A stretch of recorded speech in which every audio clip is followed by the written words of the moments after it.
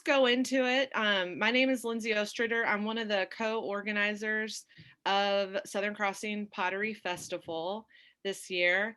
And the other two organizers are also here at the meeting, Stephen Cheek and Amy Chase. They're both, Amy's our technical guru. She's the one that knows Zoom so well and has set up the meeting. And Stephen is also helping it run smoothly. So we have here 4 of our artists that are participating in our pottery festival this year, and I'm so thankful that you guys agreed to do this. It's really great. Some of you I've met and some of them I haven't, but I'm just gonna go. If you move your, I'll say who they are, but you all have a different order on your screen of who's popping up. So when I say your name, just kind of give a little wave, so that people know who I'm referring to.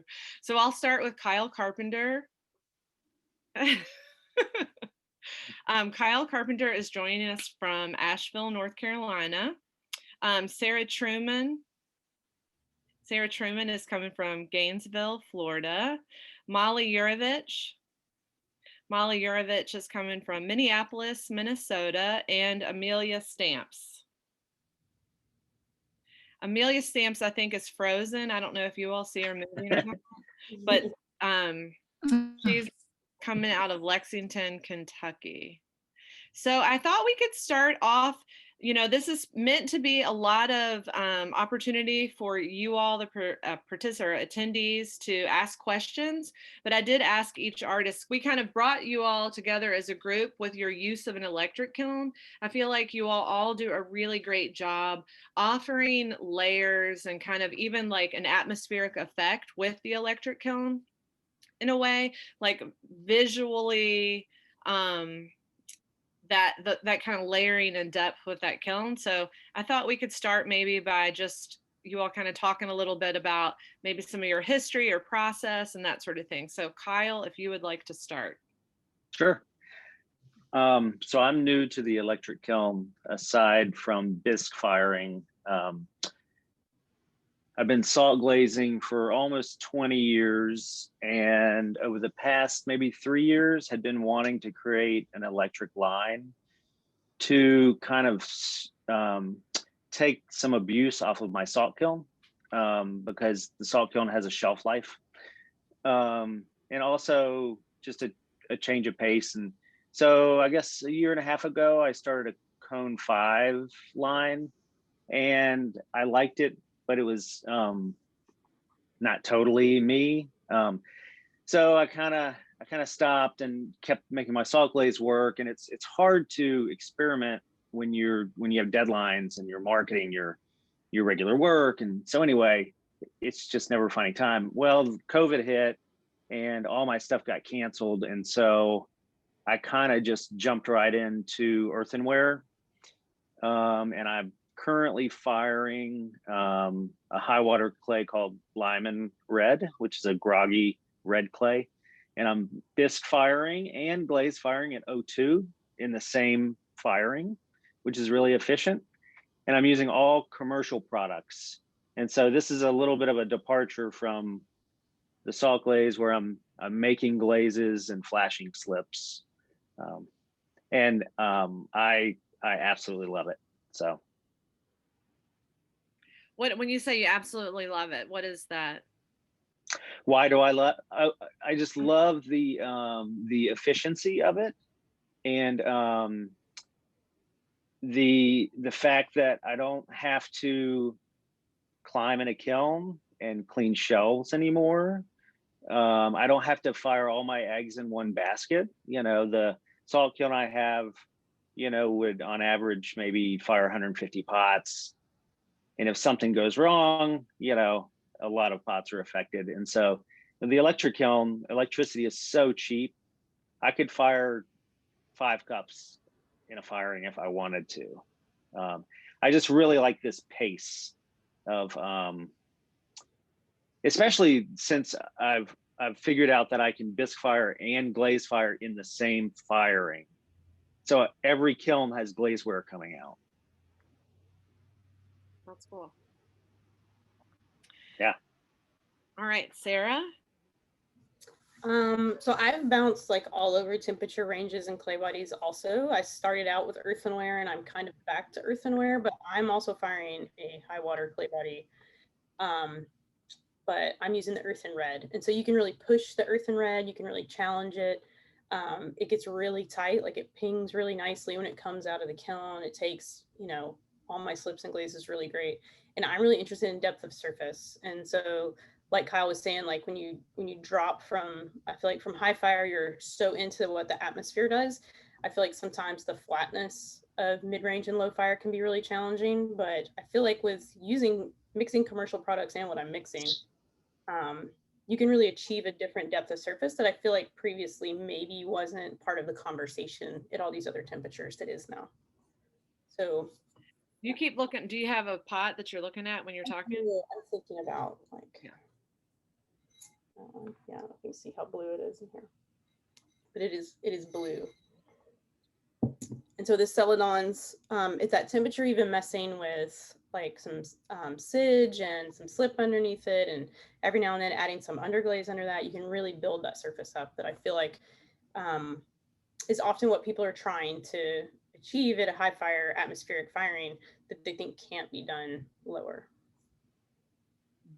And I like the immediacy too, like what Kyle was saying. I have a couple of really small electric kilns that I use and one giant one. So when I'm testing things, like, you know, I have a little one that I can run over and over and over very easily a couple times a week.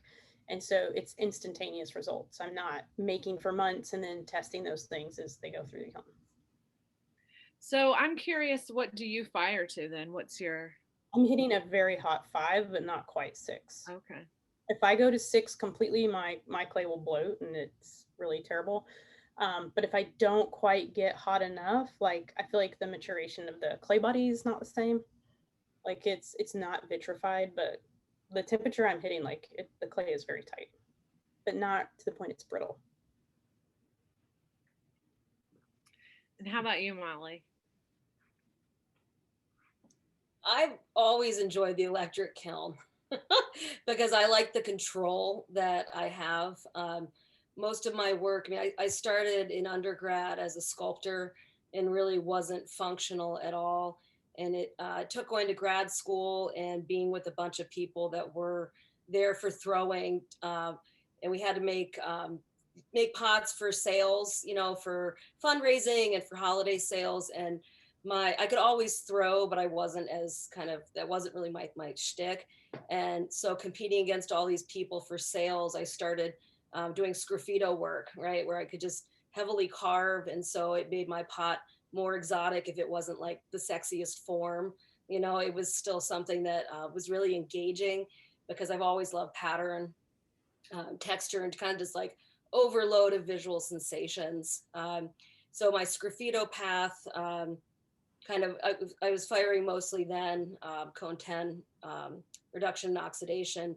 But then from there, getting out of grad school 10 years ago, having more access to electric kilns and in my house, it just made sense to kind of, you know, how do I transfer that? So I do my sgraffito work with, you know, cone 6 on a B clay. And so it's not quite porcelain, it's not quite a white stoneware, but there's very little grog. It's from continental clay. It's a really kind of workhorse material.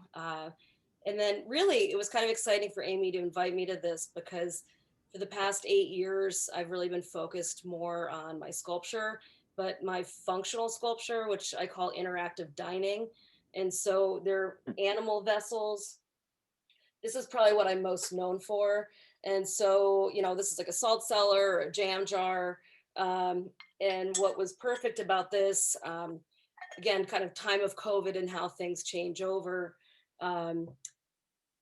I teach full time at Stout and classes were online. I teach 2D and 3D design. So it was just transferring everything to, you know, how do you educate freshmen right over the computer with art classes. And so what was awesome was this was an opportunity for me to reinvestigate my my utilitarian work and kind of fall back in love with that.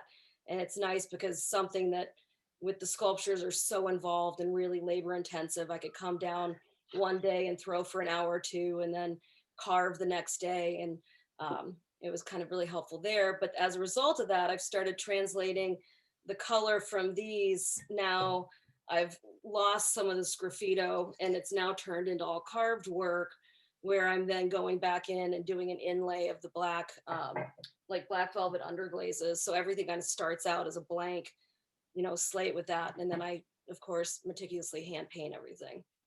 I So like how you talk about the pottery being like so much faster, and then you add all these steps that Oh, essentially yeah. make it like as time consuming as the sculptures that.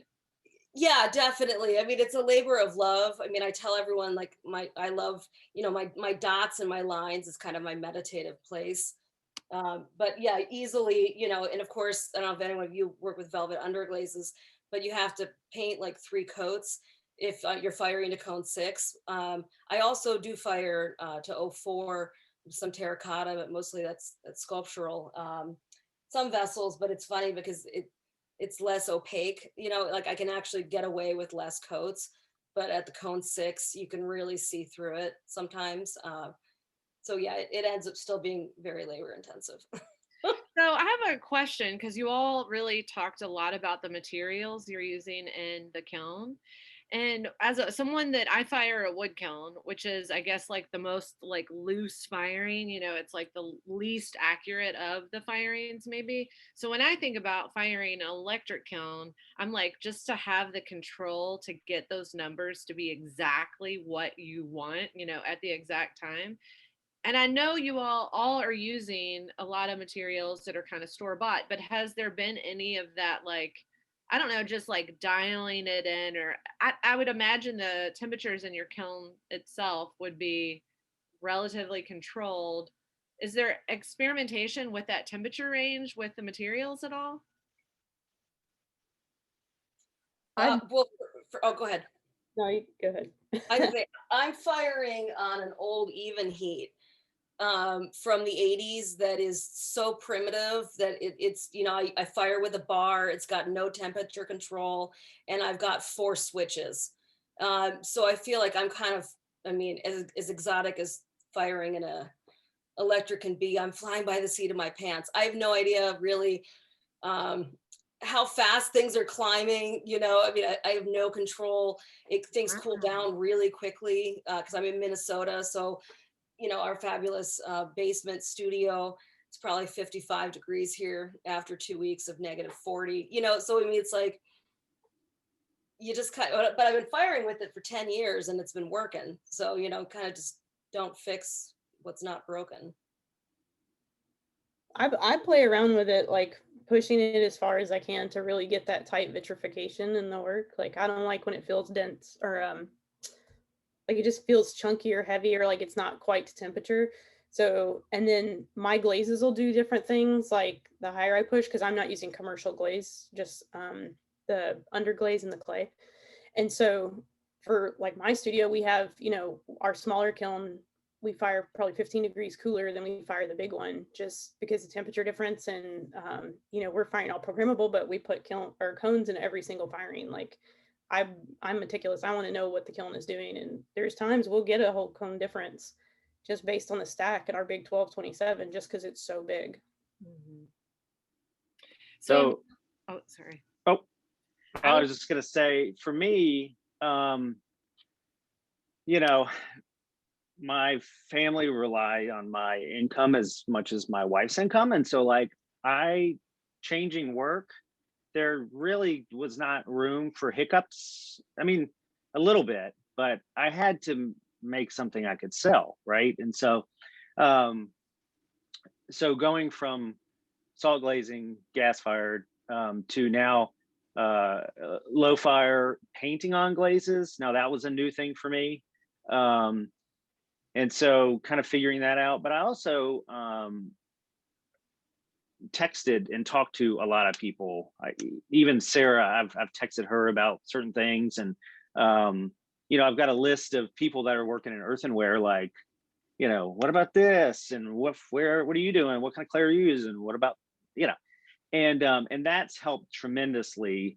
And so basically the choice to go commercial glaze was to help that transition into something that is successful, right? And so this I brought a little piece. This is a cup. I don't know if you can see it, but this is a little wine cup. This is the natural clay, liner glaze, and then underglaze, base, and then lots of line work. And if I don't know if you can hear this, but Wow. it rings like porcelain almost, and so I've it's tight. It does not leak at all. I don't even have to put any terracage on the bottom or anything. And so I'm trying to do the same thing that I did with saw glazing, which is basically make interesting work with a very minimal palette. So right now I have 2 glazes and a few underglazes and 1 clay. That's cool. So I just want to, Amelia, before you introduce yourself, welcome back. I want to just again reiterate to the participants or the attendees that if you have questions, if you go to the bottom right of your screen, there is a button that you can click. It says Q&A, and you should be able to type in your questions there. And I know if you think you have a question, it's off topic what we're talking about, type it anyways, because this is super informal. So don't feel like I already have questions that it's more about content than process. I think as potters, we automatically start with process because we're very comfortable with it. And we think about it constantly. Okay. Amelia, can you talk a little bit about yourself and your process? Yes, I'm a potter in Lexington, Kentucky, and I am working with porcelain clay body, and I fire to cone 6. And I brought a piece. I use a lot of slip decoration that kind of pulls on my craft history, my background in craft. And this is just an abstract quilt pattern that I just loosely put on the surface. And it allows the glaze, the matte glaze or the shiny glaze, whichever I'm using, it will lie nicely. It breaks nicely on the slip. It's just a tiny little line. And then I also like to use, I brought another piece. I like to use a shiny glaze mixed with a matte glaze, kind of giving some variation. Because I love soda kilns and soda firing and also salt. And in school we were able to do any and all those things, and I just wanted to find glazes that kind of mimicked that. And it's I think nowadays it's easier to find glazes that can mimic any kind of surface almost. So I just found these glazes flipping through glaze books and doing tons of testing and just kind of feeling out what I wanted from a glaze. But the interiors are all glazed with just a clear or a chun, just a real nice basic food surface glaze. Even if the outside's matte, I'll still do the inside. Really I want the work to really function well. I do a lot of dinnerware and serving pieces, so I want that to be the main thing, is for it to function well. So the glazes, you make all your own glazes? I do. I'm crazy. Old school. I'm old school. I know. I probably can find exactly what I want, in a glaze. Save me a lot of time. But I just I'm stuck with these glazes. I just love them so much. And actually, I did do a commission recently for some dessert plates, and the lady wanted specific colors, and I didn't have those, and I didn't want a glaze test, so I did buy those, and I thought, oh, this is actually so much easier. I might use some of this. So we'll see what happens. But so yeah. How do you, with your glazes, and because you are making them all, I mean, how do you set that up? Do you kind of say, okay, once I use this for a little bit, like when are you tempted to change color or tempted to kind of add one more, take one out? Yeah, it's hard to do that. I feel like because you're invested, like I've bought glazed materials out the wazoo, and you're mixing not just a small amount, you're mixing a large amount. So you're really invested in those glazes. I have 5 glazes that I'm, repetitively mixing.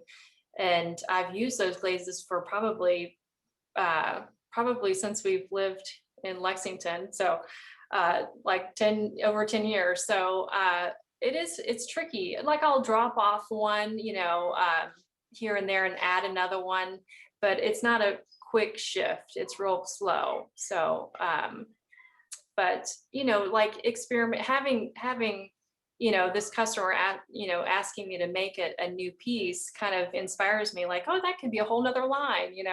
So who knows, here and there it shifts, I think, just slowly. Mhm.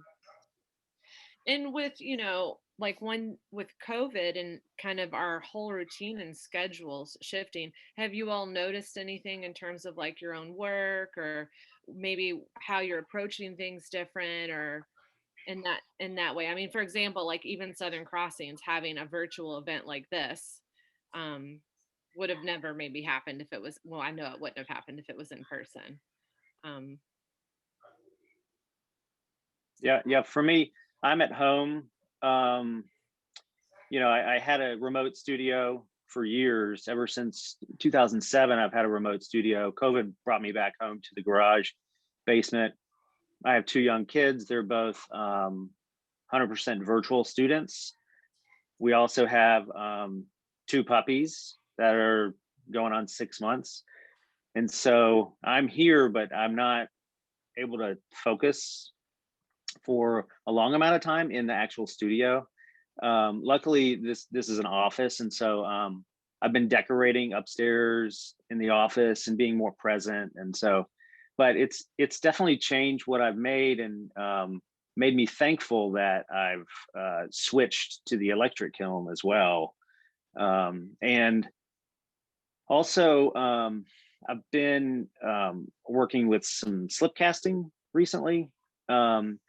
And that's kind of just that's like something that the way I use slip casting happens in the background. So in the morning I'll go downstairs and pour the molds.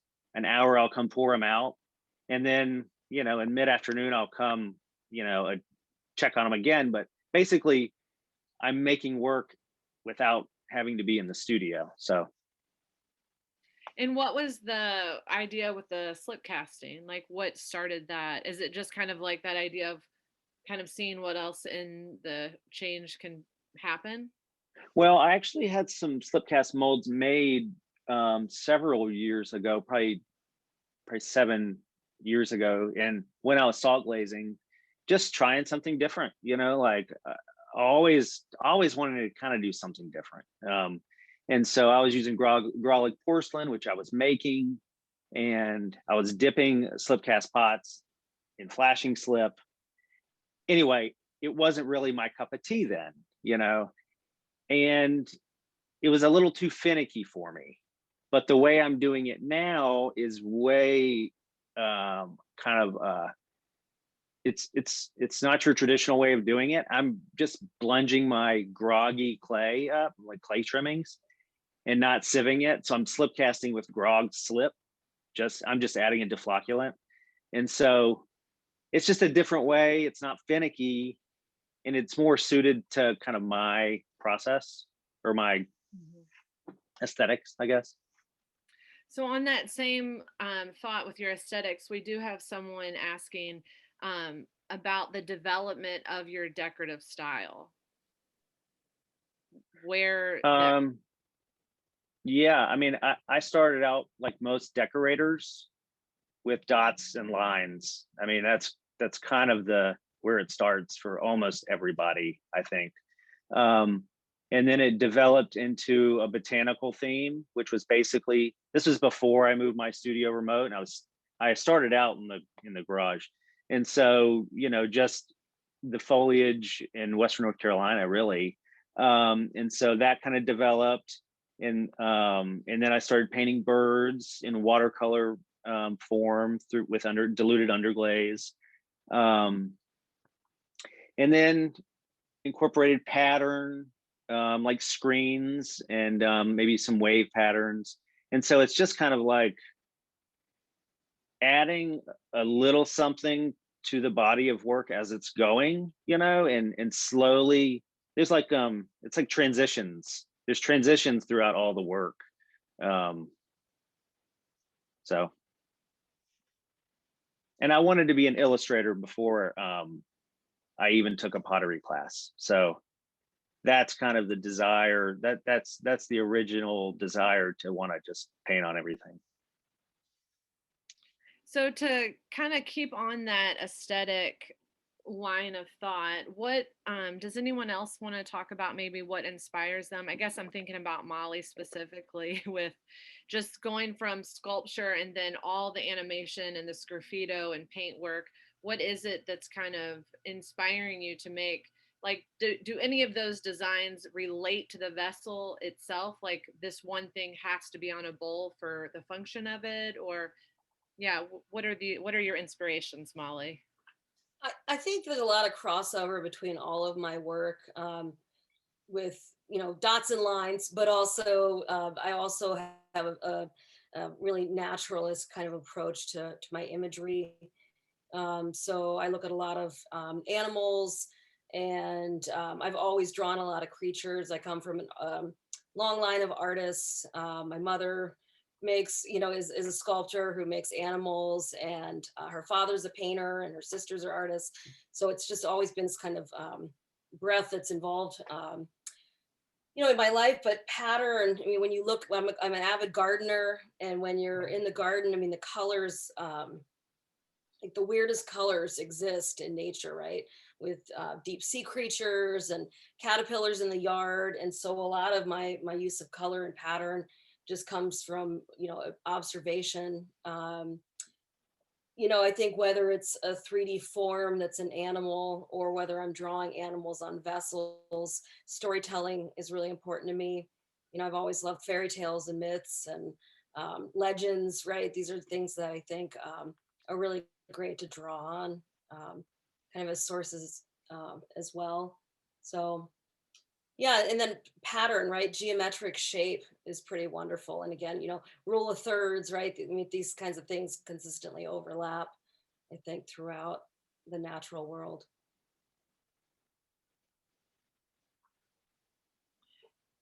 Yeah, I mean, when you say like creatures and even insects, like when I hear you referencing what you're referencing on your pots, in my mind I'm like, oh, these are all things that are kind of like just off in the distance, like things that we know less about or are more difficult to see. So then you can almost kind of like make up a little bit of it. You know what I mean? Mm-hmm. Like make it, Well, is it's that artistic projecting your own, license? mm-hmm. yeah, projecting your own story onto it. Most of my animals vessels in the past were more kind of, abstracted creatures. He's got 4 eyes. I tend to give them genders, which is entertaining when you're drinking a cup, right, in your Zoom meeting. But last summer I actually started getting a little bit more realistic with my animals and studying more anatomy and kind of keeping things in more of a true proportion, and kind of dealing with illumination and light. But I think there's something fun about just being able to invent.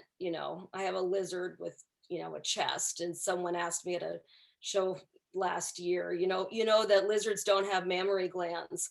And I'm like, get an imagination, come on, right? Like, Yeah. So, I think the whimsical is a word that people use a lot to describe my work.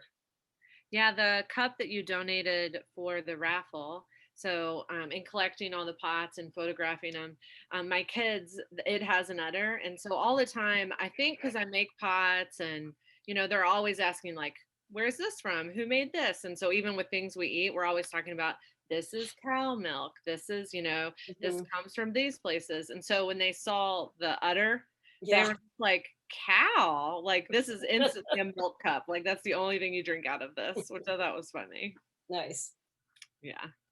So Sarah, on that same note, like the transition that I've seen in your work recently, I feel like while you've been in the electric kiln for a while, your work has kind of like shifted pretty dramatically in the last, so eliminating some of the graphics that you know, it was like harder graphics and then the graphics got softer and then you said no more graphics. So talk some about that, those decisions. So I guess like 6 or 7 years ago, the work I was making had like cherries and pears and things, and I felt like it was very important to have these things like as stand-ins for same-sex relationships. And then I was teaching high school for the past 7 years and painting with the kids. We didn't have any money for paints. We're using watercolor to do everything. And so I would sit like at my desk and watercolor with them all the time. And I had those paintings hanging in the studio. And my wife was like, I really wish you just put these on pots. And so I think I was kind of done with the more illustrative looking work. And so it just felt natural to go into that. Like, I'm a painter, I have a BFA in painting, and I just love pots so much because I want these to be in the dish drainer, right? Like I want them to have that such an intense use of function that you want to use them all the time. And I felt like the surface allowed for people to do that because if you have a painting on the wall, you're going to look at it for 10 seconds when you walk by. But if you're eating on a plate, like, if you don't have little kids like we do, like your meal is going to be 45 minutes. So I have your attention for 45 minutes. So to me, that was the draw to clay to just use as a canvas. So I made that work for like the past 6 years, and it was very painterly and washy. And I love it. I love making that work, but I felt like when COVID hit, it was the first time ever that I didn't want to make anything. And so I took like a 6-week break in the studio. And for me, that's a long time. Like I don't go 6 days without making. And so when I went back into the studio, I moved one of our little wheels home and I was working in the garage, and I just felt like I had all this pent up energy, but I didn't want to make what I always made. So I started making really big work, and I don't know that like all of that will ever see like the light of day to be shown or whatever. Like it was really like 2-foot pots, like huge stuff. And so I was just messing with the slip. I was like, if I'm paring down what I'm doing and I need to use this energy up, I'm using it on making and not on the surface. And so I guess for 6 or 8 months, I only put white slip on everything. And I started using Terra Sige to just highlight the break between top and bottom. So there was a starting point and ending point to that canvas using the slip. And then now I've gone back and added my colored glazes on those that I haven't used in years. So I have a chun celadon I love that I use on everything, and I have an amber celadon.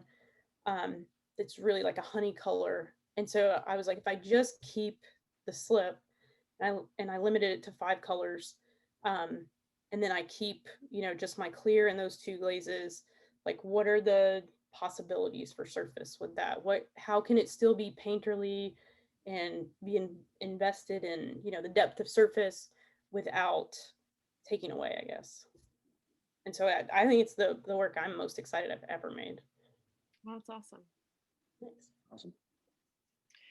And Amelia, when you referenced the one cup that you showed, and you were talking about your pattern in reference to quilt, is there like where are those coming from, or is that something that's like you come from a family of quilting, or where are you getting the patterns? Kind of what are those ideas? Well, my background, my mom is a jeweler, and she has run a craft gallery for a long time. She doesn't have it now, but since I was young, she's either managed or owned a craft gallery. And so I was around a lot of different types of artists growing up, and just became, interested in all types of crafts, and would buy like my baby doll's clothes from the little lady that made the baby doll clothes, but I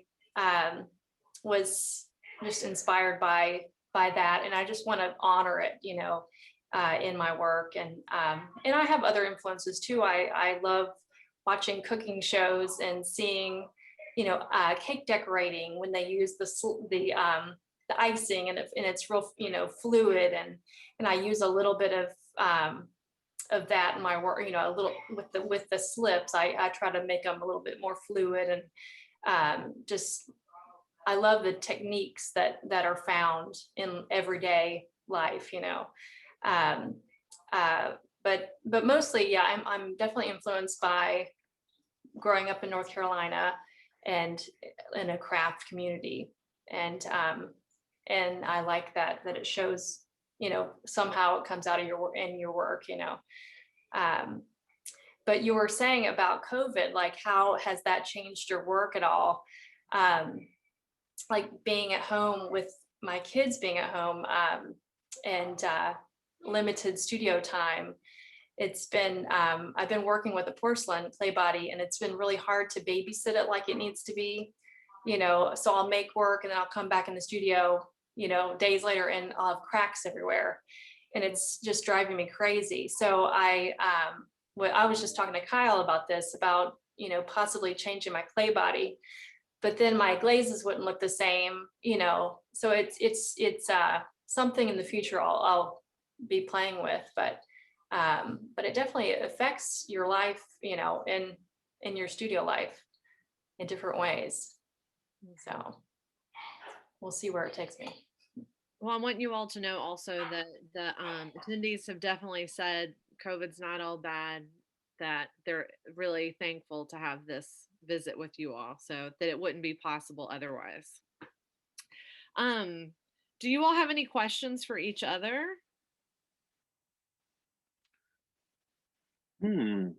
Sara, I didn't know you were cone 5. For some reason, I thought you were actually earthenware. I mean, I know you're using earthen red, which can be used as an earthenware, but No, I'm really pushing that clay to see what it can do. When I was in grad school, I made a cone 6 red from like a variation of a recipe Pete Pinnell had sent me, and High Water's earthen red is the closest thing I can find to it, and I really love it. cool. Yeah. Yeah, I think I told you that clay you're using can go a little hotter, because they accidentally got a bunch of it in my clay. It didn't get purged. Oh, And really? so I got a good 1,000 pounds full of grog in mine. Oh, interesting. And the 1,000 pounds I got, it was really full of grog. So Well, I'm making some really big stuff with it. It's nice because I don't usually have grog in mine. yeah, well, I'll tell you one thing that I'm not used to. I'm firing this at 02, which is really hot bisque. So glazing is kind of a pain in the butt, right? And so I'm actually pouring to line my work and then brushing on the exterior. And so like if you line a cup, you have to kind of hold it upside down for a good 10 minutes. So it doesn't just run down and pool into the bottom. It's a strange thing, but you can't thin it down too much because then it won't be the same glaze, right? So but I did want to thank the participants that said, COVID's not all bad, because it's been really amazing to see the outpour of support, as we've all had to digitally pivot, and it's actually really surprising.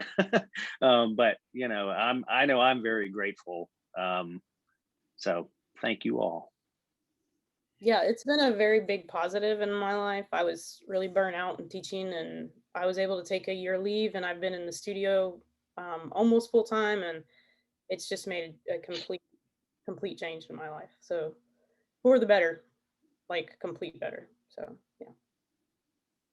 Yeah, I will say, just on the side of using pots, it's been really amazing for me that way. Like feeling like I'm having a different conversation with these pots that I drink coffee out of in the morning, or because I'm home so much, I'm thinking about things and within that routine in a very different way, which has been really nice. It's almost more contemplative, I would say. So I have a question from the audience. People who have most influenced your work, and this is for everyone.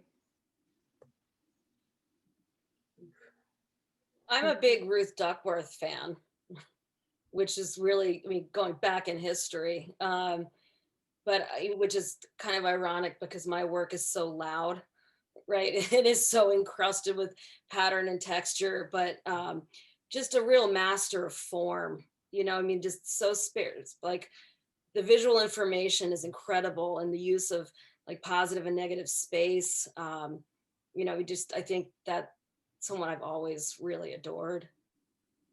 How do you feel like you translate that into your work? Well, I think that, some might say I'm disguising my form by having so much information on it, but everything starts, I do a lot of hand building, thrown and altered, right? I really enjoy starting on the wheel, but then really pushing that. And then, some functional work is completely hand built. So I don't know, I think just in general, the versatility of clay is pretty amazing. And I always tell my students, because I do teach foundations, that clay is the superior art form, in material. And I push them, I was like, take clay classes early because you can build everything. Here's my dog joining us. You can build everything out of clay. I'm like, you can build the house that you live in. You could build furniture out of clay. You eat out of clay. I mean, literally, and then you can decorate your house with it. So like, whether I'm talking to my industrial design students, my interior students, my studio art, right? Like as a material, it's something that really speaks to everyone. If you pay attention, your life is surrounded by the material. I like that. How about you all? For me, when I got out of school, I was just working a job, but really got to know Rock Creek Pottery's work, and that's Will and Douglas, and Will Ruggles and Douglas Rankin. And I got to know them, and not super relationship, like we weren't like buddies and buddies, but I got to know them, and they invited me to come fire with them, not with any work in the kiln, but just come up during the firing. And so I went up there, and I had already loved their work, and they had this romantic wood kiln and this log cabin, and I was like, this is what I want to do. Like, this is what I want to do for a living. I want it to be romantic like this. And of course it's not, I don't have that. It's all kind of evolved and changed. I've taken a class with Linda McFarling years and years ago, 20 years ago. She's the one that made me really want to salt glaze. There's just potters, Michael Simon, Phil Rogers, Mark Hewitt, my buddy Michael Klein. All of these people were decorators and atmospheric fires as well. And so I kind of wanted to be in that similar kind of lineage. It's like seeing a pot and saying, that's the kind of pot I want to make. It might not be the exact pot, but that's the kind of feeling I want. And I think all of those pots kind of had this timeless feeling. Like there was no, like you could look at a pot of any one of those potters from 30 years ago, it would still have the same interest and integrity as one today. And so that's kind of what I wanted.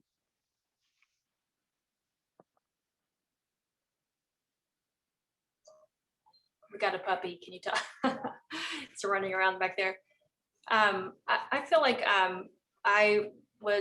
when I was in undergrad, I think I was influenced by every potter I saw, and it all seeps in. But mostly I felt a draw to female potters, regardless of what work they were making. Ellen Shankin was a huge one for me, and Sara Yeager, and just really, their work is not like mine, but I feel like the strong form from each, resonates. But I think one of the first workshops I took, Nick Jerling, just blew my mind. I mean, just, taking clay and changing the shape of it from the foot to the lip, and just, it definitely changed the way I look at making work, and I still, it's neat how you can pick apart your pots and be like, oh, I remember that, I that lip is from this workshop, or you can, I feel like I can do that with my work. I don't know if everybody can, but and so all these techniques have helped, formulate my idea of what a pot it should look like, or could look like, or what I want it to look like, so I feel like I have a long list of people, but those are like my main potters that I look to.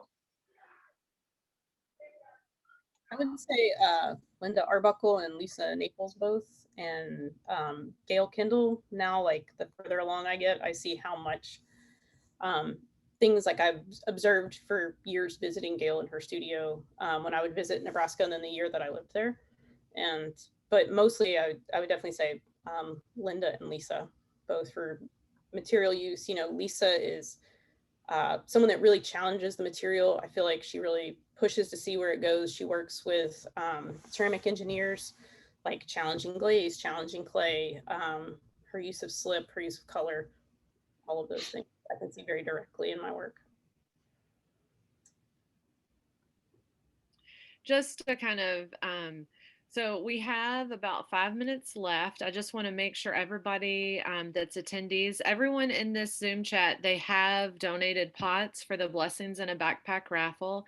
So if you get a chance, visit our website. If you feel like taking a ticket or an entry to win those donated pots.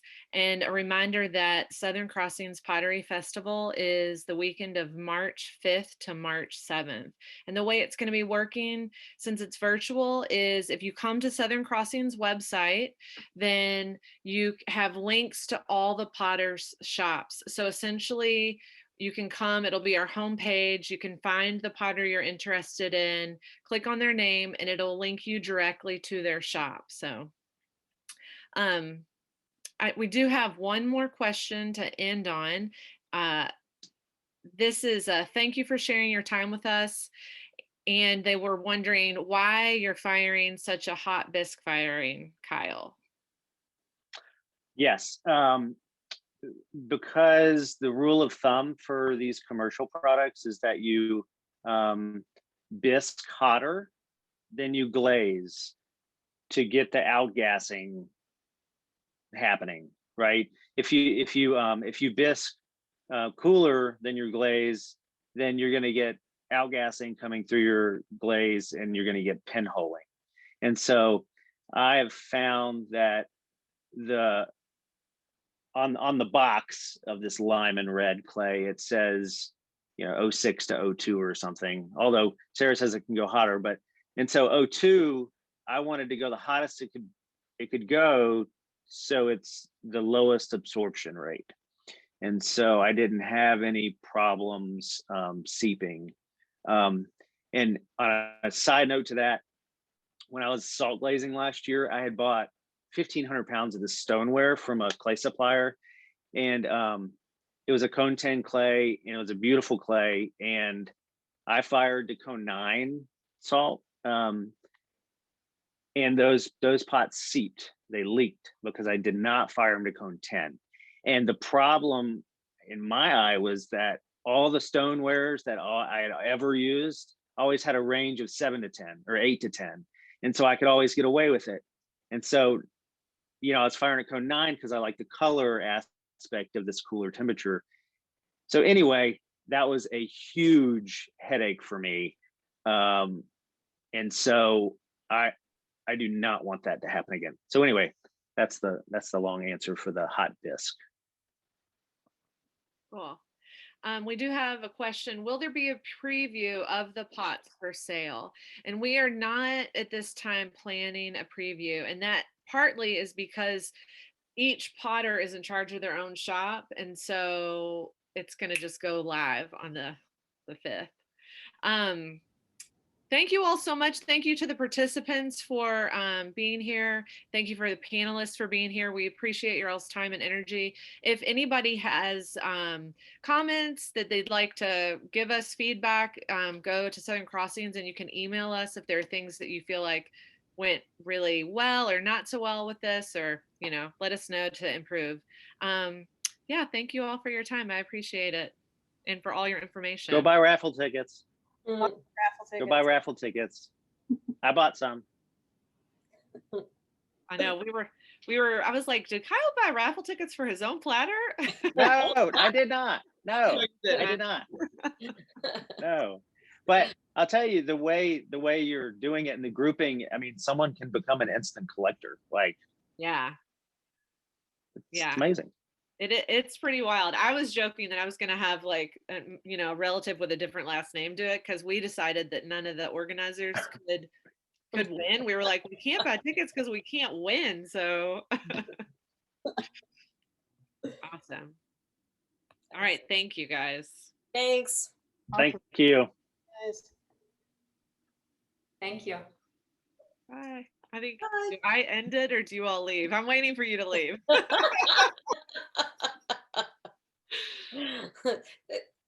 Thanks. Bye. Bye.